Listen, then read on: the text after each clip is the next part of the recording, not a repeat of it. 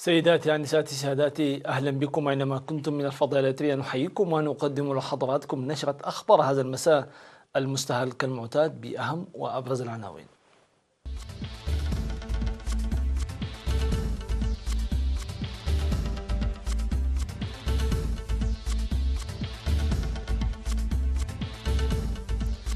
وزير الحكومات المحلية يتفقد برامج التنمية في إقليم شمال البحر الأحمر. توضيح برامج الخدمات الزراعية في بارنتو. جمعية المعلمين تعقد سيمينار للمعلمين. هجوم على مستشفى لمكافحة الإيبولا بالكونغو. روسيا ترفع مستوى قواتها بالبحر الأسود. شركة طيران هندية توقف جميع رحلاتها.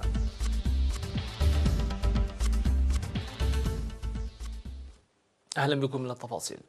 قام وزير الحكومات المحلية سيد ولدن كيل أبرهة بزيارة تفقدية للبرامج التنموية في مديريات أفعبت، نقفة، أدوبحة وقرورة من 15 حتى 19 من أبريل الحالي.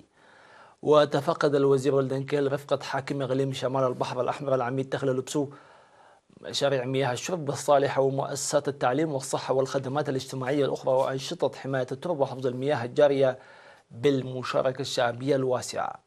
وأكد وزير الحكومات المحلية السيد ولدن كيل بعد لقائه مدراء وممثلي سكان المديريات للتفكر بشأن التحديات والنواقص وجهود حلها، وأكد على تواصل الدعم الحكومي. وناشد ممثلو السكان لمنح الأولوية لإيجاد حل لمشكلتي المواصلات والاتصالات، مشيدين بمهام التنمية الجارية التي أحدثت تغييرا أساسيا في حياة المواطنين.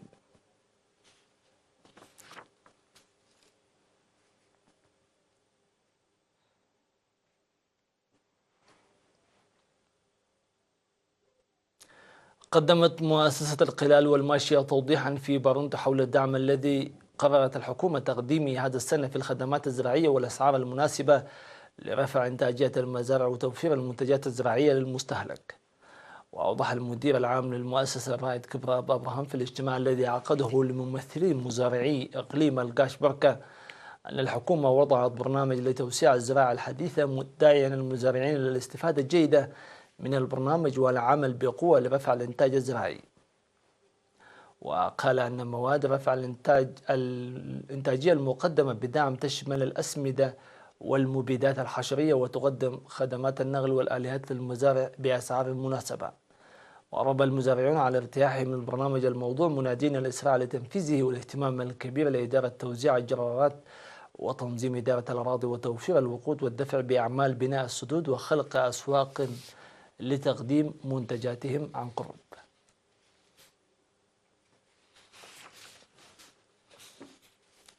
عقدت جمعية المعلمين فرع الإقليم الأوسط سيمينارا في 20 من أبريل الحالي لتعزيز قدرات المعلمين وتبادل التجارب حول العملية التعليمية. وأوضح مسؤول الفرع الأستاذ فرقي قبرز قابهر أن عملية المنهج لا تتوقف في أسلوب التدريس، بل عمل المعلم للتكيف معه ويتطلب من المعلمين والمدارس التعاضد والعمل بالعمل الجماعي للمصلحة الاجتماعية.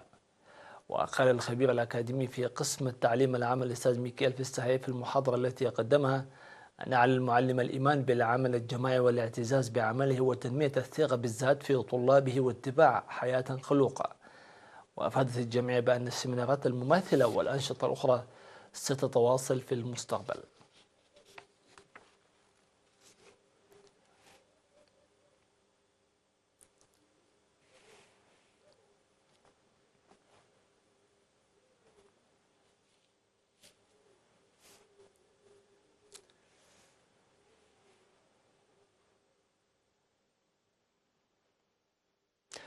عقدت شرطة ميمنة سيمينار للسكان والطلاب للتعريف بالقانون ومكافحة الجريمة.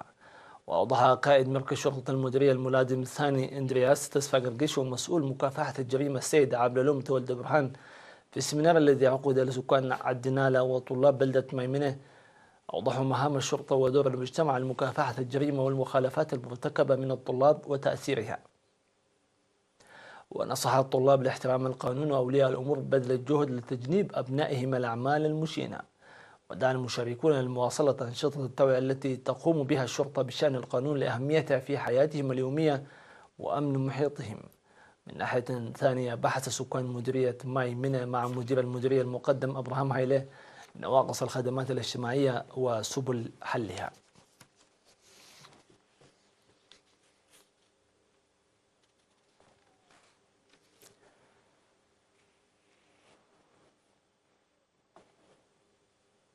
المشاهدون الأفاضل، إلى فاصل قصير مسمى وفيكم بالأنباء العالمية.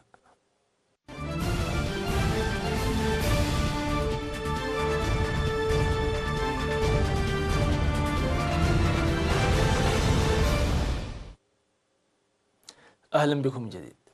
أعلنت منظمة الصحة العالمية أن طبيبا يعمل لحسابها قتل في هجوم استهدف مستشفى لمكافحة فيروس الإيبولا في مدينة بوتيمبو البؤرة الحالية للوباء في شرق الكونغو الديمقراطية.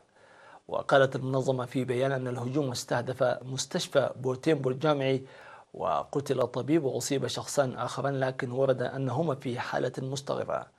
وبحسب وزارة الصحة الكونغولية، فإن الطبيب الغتيل الكاميروني الجنسية وكان يرأس اجتماعا حول سبل مكافحة الإيبولا حين استهدفه مسلحون من مجموعة متمردة. وأعرضت منظمة الصحة العالمية عن قلقها البالغ إزاء الزيادة الأخيرة في انتقال الفيروس في مناطق محددة، ومن ثم زيادة خطر انتشاره المحتمل إلى البلدان المجاورة. ودانت الأمم المتحدة الهجوم. وتأتي هذه الأنباء عقب ورود أخبار أخرى عن هجوم نفذه تنظيم الدولة الإسلامية لأول مرة في داخل الكونغو الديمقراطية. قال نائب وزير الخارجية الروسي أكسندر غروشكو أن بلاده ترفع مستوى قواتها في البحر الأسود ردا على تعزيز حلف شمال الأطلس الناتو لقواته في الجوار، وبما يتناسب مع متطلبات الدفاع الروسية. وقال المسؤول في تصريحات لوكالة أنباء تاس الروسية أن موسكو تراقب عن كثب مشاريع البنية التحتية للناتو في رومانيا وبلغاريا، بالإضافة إلى ما قال أنها محاولة من دول الناتو لبناء قواعد ونشر قوات إضافية قرب روسيا. وأشار المسؤول إلى أن الحلف يحاول شيطنة النشاط العسكري الروسي في البحر الأسود، ويضم الأسطول سفن السطحية منها أو القواصات ومشاة البحرية وحرس الحدود ومكون جوي قوي.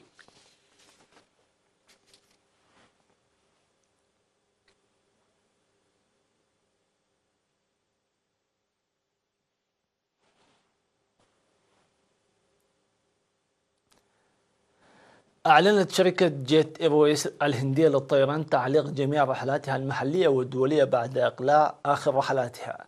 وتبذل جيت إيرويس التي كانت حتى شهر نوفمبر الماضي ثاني أكبر شركة طيران هندية من حيث القيمة السوقية جهودا مضنية من أجل الحفاظ على أنشطتها في ظل ديونها التي تتجاوز $1,000,000,000. وذكرت الشركة أنها اضطرت إلى اتخاذ هذه الخطوة بعد أن رفض اتحاد الدائنين طلبها بالحصول على تمويل إضافي طارئ. يذكر أنه بدون الحصول على هذا التمويل لن تتمكن الشركة من سداد قيمة استهلاكها من الوقود وغيره من الخدمات الحيوية المطلوبة لمواصلة عملها. وتمتلك الشركة 119 طائرة، وكانت تقوم بتسييرها إلى 56 وجهة داخل الهند وخارجها.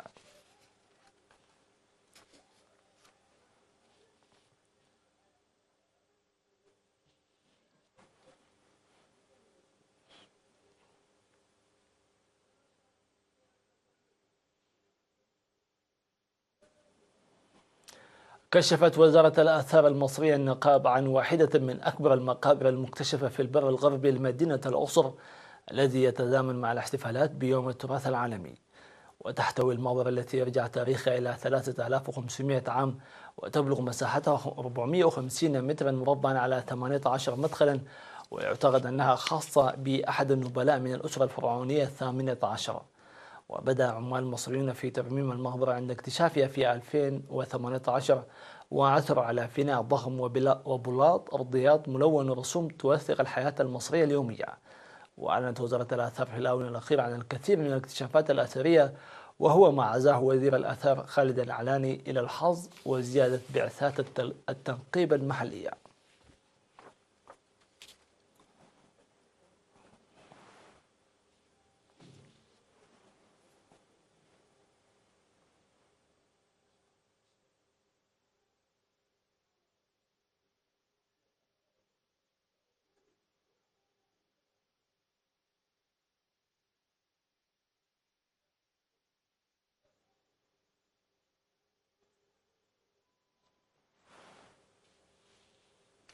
أما الآن مع المحطة الرياضية.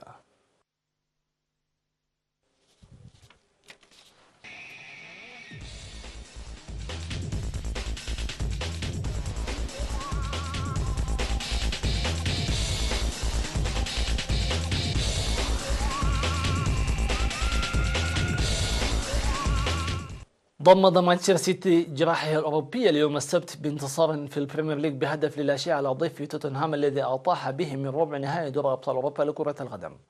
وسجل الشاب فيل فودين هدف المباراة الوحيد في الدقيقة الخامسة، وبذلك رفع السيتي رصيده إلى 86 نقطة لتصدر بفارق نقطة عن ليفربول صاحب المركز الثاني. أما توتنهام فتجمد عند 67 نقطة في المركز الثالث. وفي لقاءات أخرى خيم التعادل السلبي على اللقاء الذي جمع ويلفرهامبتون بضيفه برايتون، وعلى ملعب مولينيو صمد برايتون أمام ضغط أصحاب الأرض المتواصل ليقتنص نقطة قد تساعده على البقاء في البريمير ليج. وحقق فولهام فوزا معنويا على مضيفي بورنموث بهدف نظيف على ملعب فيتال ستاديوم، حمل هدف اللقاء الوحيد توقيع المهاجم الصربي ألكسندر ميتروفيتش من ركلة جزاء في الدقيقة 53. واستمرت الأرض في اللعب ضد أصحابها بعد أن أسقط واتفورد مضيفي هيدرسفيلد تاون بهدف مقابل 2. واقتنص ليستر سيتي نقطة من مباراة مضيفي ويست هام يونايتد بعد أن كان متأخرا بهدفين لواحد ليتعادل في الوقت القاتل بهدفين مقابل هدفين على الملعب الأولمبي.